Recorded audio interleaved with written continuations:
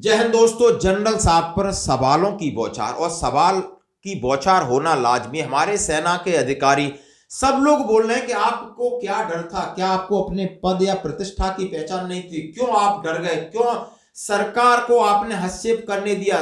जैसा कि आपने खुलासा किया है कि अग्निपथ योजना सरकार की थोपी गई है, इसके ऊपर सवाल किया गया जब सरकार ने थोपी तो आप क्यों चुप थे, आपको किस बात का डर था। इस तरीके के ट्वीट आ रहे हैं। और जब आपने कहा, जब सरकार को भी कटघरे में खड़ा किया जा रहा है कि एक सेना के जनरल साहब ने पूछा कि भाई चाइना के साथ कंडीशन खराब है, कभी भी युद्ध हो सकता है, तो आपने बोल दिया कि जो आपको उचित लगे वो करो। क्यों? आपके विदेश मंत्री, विदेश नीति क्या कहती है, रक्षा मंत्री जी क्या कहते हैं, माननीय प्रधानमंत्री जी क्या कोई जिम्मेदारी और जवाबदेही नहीं ले सकता, एनएसए साहब क्या कह रहे हैं। और उन्होंने बोला कूटनीति, डिप्लोमेसी, सारी चीजों का जिम्मेदारी न लेते हुए जनरल साहब के ऊपर जिम्मेदारी डालना, ये कहां तक सही है। ये दोनों आपको वीडियो दिखाएंगे। सबसे पहले ट्वीट के ऊपर जाते हैं कि सेना के जनरल साहब पर चारों तरफ से सवाल उठ गया, बवाल, सेना पर सरकार की मनमानी, आखिर क्यों।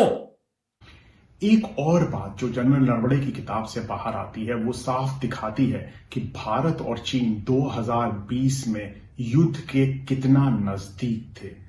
अगस्त 2020 में जब भारतीय सेना कैलाश की पहाड़ियों पर जाती है पेंगोंग त्सो के दक्षिण की तरफ, जिससे कि कुछ चीन पर दबाव बन सके, तो चीन की सेना भी उसका मुकाबला करने के लिए अपने टैंक्स, अपनी बख्तरबंद गाड़ियों को और अपनी गन्स को वहां पर भेजती है। उनके सैनिक भी आमने सामने आते हैं।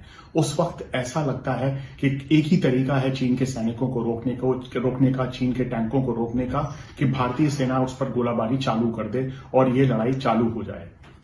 सबसे बड़ा दुर्भाग्य है कि हटा दिए जाने के डर से देश की सेना के जो अध्यक्ष हैं माननीय प्रधानमंत्री से डरते हैं।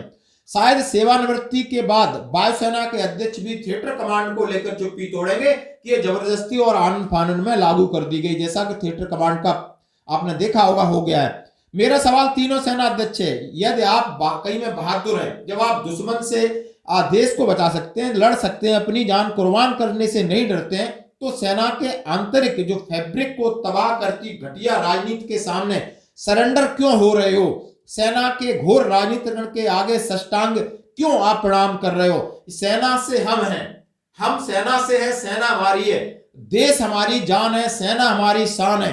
हमें और इसका मान और सम्मान का ख्याल रखना चाहिए क्योंकि हम सैनिक हैं। और आपने जब आपके ऊपर ये सारी चीजें थोपी गई तो आप चुप क्यों रहे? आप भी कहीं ना कहीं गुनहगार हैं। सेना को कमजोर और राजनीतिक बलों ने न कहने का, राजनीतिक बलों को न सहने का, कहने का साहस क्यों नहीं किया? मतलब सेना को कमजोर हो रहा है तो आपने न कहने का साहस क्यों नहीं किया?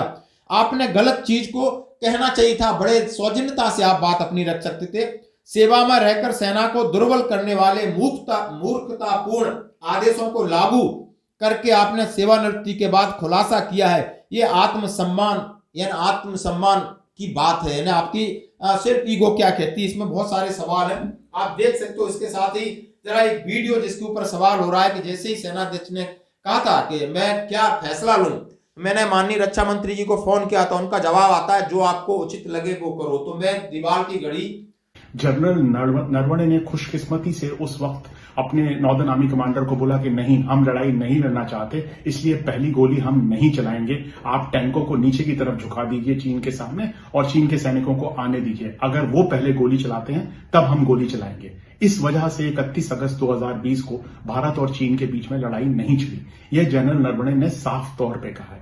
पर सिर्फ किट की आवाज आ रही थी, बाकी सब कुछ शांत था। और बाकी स्टोरी जो इसका मतलब निकाला जा रहा है, जो वहां के विशेषज्ञ जो भारत के मतलब निकाले, उन्होंने कहा है क्यों नहीं माननीय रक्षा मंत्री जी ने मामला विदेश मंत्रालय की क्या राय थी उनसे लेना था, वित्त मंत्री की क्या राय थी उनसे लेना था, एनएसए की क्या राय थी उनसे लेना था, माननीय प्रधानमंत्री जी क्या है, उन्होंने अपने हाथों में इसकी बागडोर क्यों नहीं ली?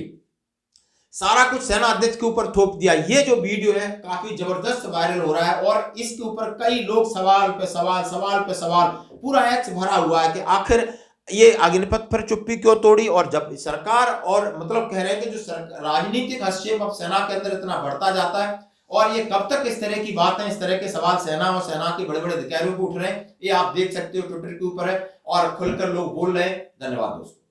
यह निर्णय जिसमें कि इकोनॉमिक कंडीशंस, डिप्लोमेटिक कंडीशंस, बाकी इंटरनेशनल कंडीशंस, फाइनेंशियल कंडीशंस, यह डिसीजन तो, यह निर्णय तो राजनीतिक निर्णय होना चाहिए जो कि पूरे टॉप पर, ऊंचे स्तर पर, राजनीतिक स्तर पर लिया जाना चाहिए। इसको एक सेनाध्यक्ष के ऊपर छोड़ा जाना बहुत ही खतरनाक है और ये भविष्य के लिए भी बहुत ही खतरनाक होगा अगर इस तरह से राजनीतिक जो नेतृत्व है वो सिर्फ सेनाध्यक्ष को बोल दे कि आप जैसा उचित समझें वैसा करें। और इस सब से हमको बहुत चिंतित होना चाहिए, बहुत परेशान होना चाहिए कि भारत की सरकार का जो राजनीतिक नेतृत्व है वो इस पर निर्णय नहीं ले रहा है और इस निर्णय को दूसरे लोगों पर, नीचे के लोगों पर, जिसको कि अंग्रेजी में कहते हैं कि जो उनके पे ग्रेड से ऊपर है, उसके ऊपर थोपा जा रहा है, सेनाध्यक्ष के ऊपर थोपा जा रहा है।